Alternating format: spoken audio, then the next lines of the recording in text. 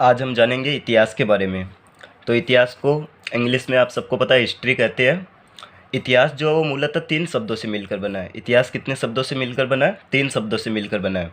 इति प्लस है प्लस आस, इति धन प्लस है धन प्लस आस। इसका अर्थ होता है कि निश्चित रूप से ऐसा ही हुआ था, यानी यह घटना घटित हुई थी। लेकिन हर घटित होने वाली घटना को हम इतिहास नहीं कह सकते। इतिहास के लिए कुछ आवश्यक तथ्यों का होना आवश्यक है। तो फिर देखते हैं कि वे आवश्यक तथ्य कौन कौन से हैं। तो याद रखना, इतिहास के लिए जो पहला तथ्य है, जो पहला फैक्ट होना चाहिए, वो है मानव जाति पर उसका प्रभाव पड़ना चाहिए और भौगोलिक रूप से भी उसका क्या पड़ना चाहिए? प्रभाव पड़ना चाहिए। यानी वो घटना जिससे कुछ ना कुछ सामाजिक परिवर्तन हुआ हो, या वो घटना जिसका मानव जाति पर क्या पड़ता हो? प्रभाव पड़ता हो। दूसरा हम देखते हैं इतिहास के रूप में, तो इतिहास के लिए जो घटना घटित होती है उसको शामिल करने के लिए हमेशा वो कैसी होनी चाहिए? तर्कपूर्ण होनी चाहिए, यानी तथ्यपूर्ण होनी चाहिए। वो घटना जिस पर तर्क दिया जा सके, जो तथ्यपूर्ण हो, क्या हो? जो तथ्यपूर्ण घटना हो। आगे देखते हैं क्रमबद्धता। इतिहास में हमेशा क्या होनी चाहिए? क्रमबद्धता होनी चाहिए, यानी ऐसी घटना जिसमें क्रमबद्धता पाई जाती है। जैसे मान लीजिए अभी मैं आपको सीधा मुगल काल पढ़ाने लग जाऊँ, सीधा 1857 की क्रांति पढ़ाने लग जाऊँ, तो आपकी समझ में नहीं आएगी ना। तो इसीलिए इतिहास जो वो हमेशा क्या होना चाहिए? क्रमबद्ध होना चाहिए, स्टेप बाय स्टेप होना चाहिए। और जो अगला पॉइंट है इतिहास के लिए वो है कि उसके लिए साक्ष्य यानी साधन का होना क्या है? आवश्यक है। ऐसी घटना जिसके क्या हो? साक्ष्य उपलब्ध हो, प्रूफ क्या हो? आवश्यक है। उनका प्रूफ का होना क्या है? आवश्यक है। अगर हम इतिहास के जनक की बात करें तो इतिहास के जनक के रूप में नाम आता है हेरोडोटस का। किसका नाम आता है? हेरोडोटस का। हेरोडोटस का जन्म हुआ था 484 ईसा पूर्व में। कब हुआ था? 484 ईसा पूर्व में। एशिया माइनर के नज़दीक एक जगह हेलिकार्नेस नामक, तो हेलिकार्नेस नामक स्थान पर हेरोडोटस का जन्म हुआ था। और हिस्ट्री शब्द का प्रयोग भी सबसे पहले इन्होंने ही किया था। और हेरोडोटस की अगर हम पुस्तक की बात करें तो हेरोडोटस की पुस्तक है हिस्टोरिका। कौन सी है? हिस्टोरिका। एक रोमन का दार्शनिक था, उसका नाम था सिसरो। रोमन दार्शनिक सिसरो ने सबसे पहले हेरोडोटस को इतिहास के जनक की संज्ञा दी थी। अगर हम बात करें भारतीय इतिहास के जनक की, तो भारतीय इतिहास के जनक के रूप में नाम आता है वेदव्यास का। किसका? वेदव्यास का। और वेदव्यास के बारे में एक बात याद रखना कि इन्होंने महाभारत ग्रंथ लिखा था। कौन सा ग्रंथ? महाभारत ग्रंथ। कुछ इतिहासकारों ने मेगास्थनीज को भी भारतीय इतिहास का जनक माना है। अगर हम बात करें राजस्थान के इतिहास के जनक की, तो राजस्थान के इतिहास के जनक के रूप में नाम आता है कर्नल जेम्स टोड का। किसका? कर्नल जेम्स टोड का। अब हम जानते हैं कि बीसी क्या होती है और एडी क्या होती है। तो बीसी का अर्थ होता है बिफोर क्राइस्ट। क्या होता है? Before Christ. हिंदी में बोला जाता है ईसा पूर्व। और एडी का अर्थ होता है एनो डोमिनी। क्या बोलते हैं? एनो डोमिनी, यानी ईस्वी। आपको पता है कि भारत काफ़ी समय तक अंग्रेजों का गुलाम रहा था। और 1861 में जब भारत में भारतीय पुरातात्विक विभाग की स्थापना की जाती है, तो उस समय भारत में महानिदेशक बनाया जाता है अलेक्जेंडर कनिंघम को। और कनिंघम ने जब भारत का इतिहास लिखना शुरू किया या लिखवाना शुरू किया, तो उसमें एडी व बीसी का प्रयोग करना शुरू कर दिया। जिस प्रकार विक्रम संवत का प्रयोग किया जाता है हिंदू कैलेंडर में, हिजरी संवत का प्रयोग किया जाता है मुस्लिम कैलेंडर में, उसी प्रकार एडी व बीसी का प्रयोग किया जाता है जूलियन व ग्रेगोरियन कैलेंडर के अंदर। भारत काफ़ी समय तक अंग्रेजों का गुलाम रहा, इस कारण उन्होंने जो इतिहास लिखवाना शुरू किया वह एडी व बीसी में ही किया। अब जानते हैं कि क्या होती है एडी और क्या होता है बीसी। तो ईसा मसीह का जो जन्म है वो हुआ था 4 ईसा पूर्व में, और उनका जो पूरा टाइम पीरियड है वह 29 ईस्वी।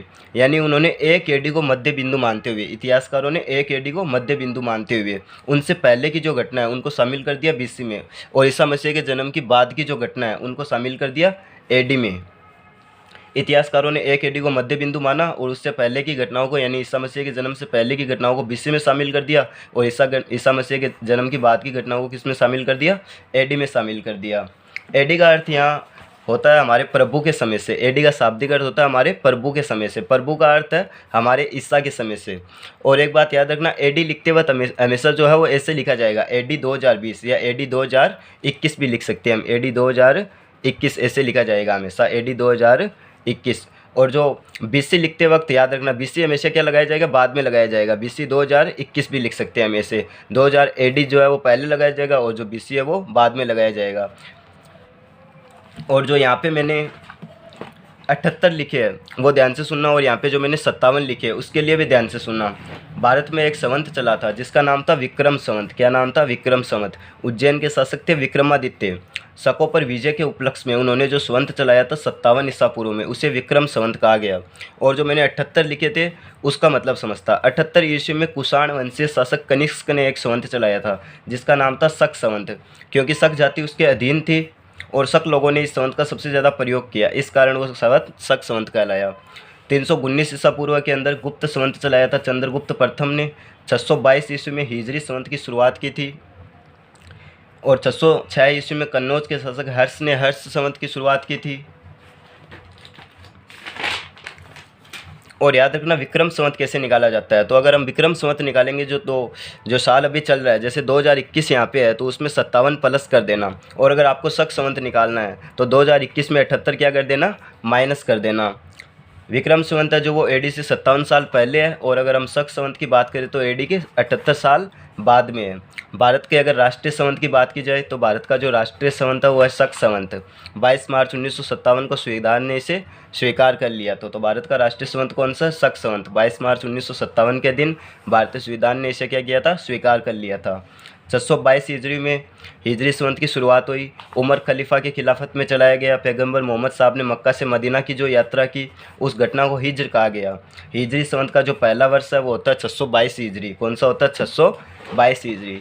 हिजरी संवत में जो वर्ष है वो 354 दिन का होता है। कितने दिन का, 354 दिन का, यानी 100 दिवस से 11 दिन कम होती है।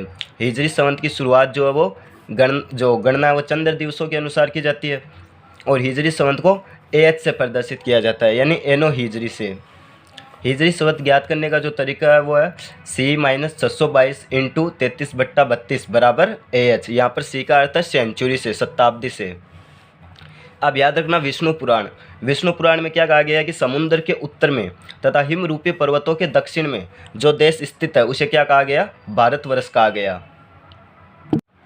अगर इतिहास को पढ़ने की दृष्टि से देखा जाए तो इतिहास को पढ़ने की दृष्टि से 3 भागों में बांटा गया है। प्राचीन भारत का इतिहास प्रारंभ से लेकर 750 एडी तक, मध्यकालीन भारतीय इतिहास 750 से लेकर 1707 एडी तक, आधुनिक भारतीय इतिहास 1707 से लेकर 1947 तक। तो याद रखना पढ़ने की दृष्टि से भारतीय इतिहास को कितने भागों में विभाजित किया गया है। प्राचीन भारत का इतिहास प्रारंभ से 750 एडी, मध्यकालीन भारतीय इतिहास 750 से 1707 एडी तक और आधुनिक भारतीय इतिहास 1707 से 1947 तक। उसकी हम बात करें उसके बाद में कि साक्ष्य की दृष्टि से इतिहास को कितने भागों में विभाजित किया गया है। तो साक्ष्य की दृष्टि से इतिहास को देखते हैं। सबसे पहले प्रागैतिहासिक काल। कौन सा, प्रागैतिहासिक काल, जिसके किसी भी प्रकार से लिखित साक्ष्य उपलब्ध नहीं है, जिसके किसी भी प्रकार से लिखित साक्ष्य उपलब्ध नहीं है, यानी केवल और केवल पुरातत्वों पर निर्भर रहना पड़ता है। और इसी को पाषाण काल भी कहा जाता है। क्या कहा जाता है, पाषाण काल। दूसरा आता है आद्य ऐतिहासिक काल। कौन सा आता है, आद्य ऐतिहासिक काल, जिस काल में लिखित व पुरातात्विक दोनों स्रोत उपलब्ध है लेकिन उनको आज तक पढ़ा नहीं गया है। जैसे सिंधु घाटी सभ्यता की लिपि तो मिली थी लेकिन उसको आज तक कोई पढ़ नहीं पाया। वैदिक सभ्यता, तो वैदिक काल में भी आद्य ऐतिहासिक काल के अंदर आता है, इसीलिए वेदों को श्रुति भी कहा जाता है क्योंकि वेदों को सुनकर उन्होंने आगे पहुंचाया। ऐतिहासिक काल, तो ऐतिहासिक काल का अर्थ होता है लिखित व पुरातात्विक दोनों प्रकार के साक्ष्य उपलब्ध है और उनको पढ़ भी लिया गया है, वो पढ़ा भी जा चुका है। उसके बाद में हम बात करें स्रोत की, भारतीय इतिहास को जानने के स्रोत। तो याद रखना भारतीय इतिहास को जानने के जो स्रोत है वो मुख्य रूप से 2 प्रकार के, पुरातात्विक स्रोत और साहित्यिक स्रोत। पुरातात्विक और साहित्यिक स्रोत। पुरातात्विक स्रोत हम सबसे पहले जानेंगे। तो पुरातात्विक स्रोत में सबसे पहले नाम आता है अभिलेखों का। किसका, अभिलेखों का। देखते हैं अभिलेख क्या होते हैं। तो किसी भी धातु या पत्थर की सतह पर, किसी भी धातु या पत्थर की कठोर सतह पर लिखे गए जो लेख होते हैं उनको क्या कहा जाता है, अभिलेख कहा जाता है। किसी धातु या पत्थर की कठोर सतह पर लिखे गए जो लेख है उनको क्या कहा गया, अभिलेख कहा गया। अभिलेख के भी अलग अलग प्रकार है। अभिलेख के अंदर पहला आता है शिलालेख, स्तंभ लेख, गुहा लेख, मूर्ति लेख और ताम्र लेख। जो शिलाओं पर लिखे गए शिलालेख, जो स्तंभ पर लिखे गए स्तंभ लेख, जो गुफाओं में लिखे गए गुहा लेख और मूर्ति लेख और ताम्र लेख का भी नाम आता है। भारत में परंपरागत रूप से जो अभिलेख लिखने की शुरुआत की गई थी वो अशोक ने की थी। भारत में परंपरागत रूप से अभिलेख लिखने की शुरुआत किसके द्वारा की गई, अशोक के द्वारा की गई थी। उसके बाद में अगर हम पुरातात्विक स्रोतों के अंदर देखें तो इनकी जो जानकारी का स्रोत है वो मृदभांड को भी देखा जाता है। उसके बाद में स्मारक को भी देखा जा सकता है, स्तूप को भी कहा जा सकता है। महात्मा बुद्ध की जो मृत्यु है उनके बाद में उनकी अस्थियों पर जो टीले नुमा आकृति बनाई गई, स्तूप का क्या अर्थ होता है कि महात्मा बुद्ध की मृत्यु के बाद उनकी अस्थियों पर जो टीले नुमा आकृति बनाई गई उन्हें क्या कहा गया, स्तूप कहा गया। जैसे हम बोरोबुद्र का स्तूप है जावा के अंदर सबसे बड़ा स्तूप, सांची का स्तूप, बरहूत का स्तूप एमपी के अंदर है, मध्य प्रदेश के अंदर। आप जानते हैं कि चैत्य किसे कहते हैं, तो याद रखना बौद्ध धर्म के लोगों ने धीरे धीरे उन स्तूप उन पर पूजा करना शुरू कर दिया, यानी उन स्तूप उन पर पूजा ग्रह बनाना शुरू कर दिया, जिन्हें चैत्य कहा गया। जैसे नासिक का कार्ले का चैत्य सातवाहन शासकों ने बनवाया था। उसके बाद में सिक्के भी महत्व रूप से इसकी जानकारी के स्रोत है। अब बात करते हैं साहित्यिक स्रोतों की, तो साहित्यिक स्रोतों में नाम आता है सबसे पहले धार्मिक साहित्य का। किसका? धार्मिक साहित्य का। धार्मिक साहित्य के अंदर ब्राह्मण साहित्य, जैन साहित्य, बौद्ध साहित्य। उसके बाद में आता है धर्मेत्तर साहित्य का। किसका नाम आता है? धर्मेत्तर साहित्य का, यानी धर्म से हटकर जो साहित्य लिखा गया। इसमें आता है ऐतिहासिक साहित्य, यानी ऐतिहासिक ग्रंथ, विशुद्ध साहित्य, विदेशियों द्वारा लिखे गए साहित्य, वंशावली, क्षेत्रीय साहित्य। तो सबसे पहले हम जानेंगे धार्मिक साहित्य के बारे में। तो धार्मिक साहित्य के बारे में सबसे पहले नाम आता है ब्राह्मण साहित्य का। किसका? ब्राह्मण साहित्य का। तो ब्राह्मण साहित्य में हम सबसे पहले पढ़ेंगे वेद। किसके बारे में? वेद के बारे में। वेद जो है विद धातु से मिलकर बना है, जिसका अर्थ होता है जानना, अर्थात ज्ञान रूपी प्रकाश को जानना। वेदों की टोटल संख्या कितनी है? 4। ऋग्वेद, सामवेद, यजुर्वेद और अर्थवेद। सबसे जो प्राचीन वेद है वो कौन सा है? ऋग्वेद है। वैदिक काल को 2 भागों में बांटा जा सकता है। वैदिक काल को कितने भागों में बांटा जा सकता है? 2 भागों में बांटा जा सकता है, पूर्व वैदिक काल और उत्तर वैदिक काल। पूर्व वैदिक काल और उत्तर वैदिक काल। पूर्व वैदिक काल यानी ऋग्वेद, उसके बाद में उत्तर वैदिक काल जिसके अंदर सामवेद, अर्थवेद और यजुर्वेद की रचना हुई। पूरे वैदिक काल का अगर समय देखा जाए तो 1500 लेकर 600 BC तक है, 1500 लेकर 600 ईसा पूर्व तक। और पूर्व वैदिक काल जिसके अंदर ऋग्वेद, अगर इसका टाइम पीरियड देखा जाए तो 1500 लेकर 1000 ईसा पूर्व तक। और अगर उत्तर वैदिक काल का समय देखा जाए तो 1000 से लेकर 600 ईसा पूर्व तक, 1000 से लेकर 600 ईसा पूर्व तक। प्रत्येक वेद जो है उनके 4 भाग है फिर अलग अलग। तो प्रत्येक वेद के 4 भाग देखते हैं कौन कौन से। सबसे पहला संहिता। कौन सा? संहिता। दूसरा ब्राह्मण साहित्य और तीसरा है आरण्यक और चौथा है उपनिषद। तो संहिता, ब्राह्मण साहित्य, आरण्यक और उपनिषद। उसके बाद में जानते हैं कि संहिता के आगे हम जानते हैं संहिता के बारे में। वेदों की ऋचात्मक रूप से या ऋचाओं के रूप में जो रचना की गई या व्याख्या की गई उन्हें संहिता कहा गया। आगे आता है ब्राह्मण साहित्य। ब्राह्मण साहित्य में यज्ञ, कर्मकांड वगैरह। आरण्यक, आरण्यक का अर्थ होता है वन। आरण्यक का अर्थ क्या होता है? वन। ऋषियों ने वनों में बैठकर इनकी रचना की। इसमें दार्शनिक विषयों का प्रतिपादन किया गया है। उसके बाद में आता है उपनिषद। उपनिषदों की कुल संख्या 108। उप का अर्थ होता है निकट और निषद का अर्थ होता है बैठना, अर्थात गुरु के निकट बैठकर श्रद्धापूर्वक ज्ञान प्राप्त करना ही क्या है? उपनिषद होता है। नैतिक आचरण से संबंधित विषय इसमें, अर्थात रहस्यवादी विषय है। उसके बाद में आती है वेदांग। वेदों को समझने में जो कठिनाई आ रही थी, वेदों को समझने में आ रही कठिनाई को दूर करने के लिए वेदों के अंगों के रूप में जिनकी रचना की गई उन्हें क्या कहा गया? वेदांग कहा गया। वेदांगों की संख्या जो है वो वर्तमान में 6 है। शिक्षा, कल्प, निरुक्त, छंद, ज्योतिष और व्याकरण। शिक्षा, कल्प, निरुक्त, छंद, ज्योतिष और व्याकरण। पुराणों की संख्या 18 है। सबसे वेद्य व प्राचीन पुराण है मत्स्य पुराण, प्रामाणिक पुराण भी माना जाता है। पुराणों के रचयिता है ऋषि लोहमर्ष व उनके पुत्र उग्र सर्वा को माना जाता है। ऋषि लोहमर्ष व उनके पुत्र उग्र सर्वा को। प्रत्येक पुराण के 5 भाग है। सर्ग यानी सृष्टि, प्रतिसर्ग यानी प्रलय के बाद पुनः सृष्टि, वंश ऋषियों के बारे में, वंशानुचरित्र राजाओं के बारे में, और उसके बाद में है मनवंतर।